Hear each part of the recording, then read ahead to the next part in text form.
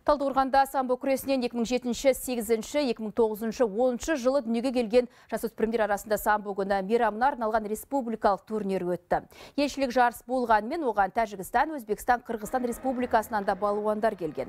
Турнирде 200-ден астам спортшы өнер көрсетті. 46 келіде Тәжікстан балуандары қарсылас шақ келтірмей жүлделі бірінші, екінші орынды өзара бөлісті.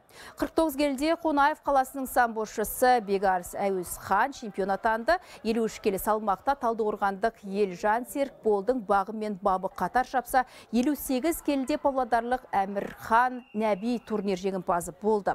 Орта және ауыр салмақтарда Диас Шәріпқали, Ерасыл Сұлтанғали, Санжар Аздеров сияқты Жетісу мен Алматы облысының балуандары қарсыластарын бет қаратпай ұтты. Турнир барысында Арменияда өткен әлем чемпионатында еліміздің намысын қорғап, қола жүлдегер атанып қайтқан Жетісу облысының балуаны Арнұр Қуатай мен оның жаттықтырушыларына құрмет көрсетілді.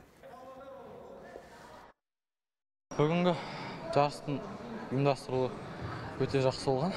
Жоғары деңгейде өтіп жатыр. Маған ең қиын болған белдесу осы финалдық белдесу. 2-1 есебімен ұттым. Енді мына турнирға келетін болсақ, бұл турнир самбо күресіне арналған 85 жылдығына байланысты республикалық турнир. Бұл турнир 98 жылдан бастап Сарыөзек қаласында өтеді. Биылдан бастап өзімізге Талдықорған қаласына алдық. Қазір таңда спортшыларымыз дайындығы өте жақсы.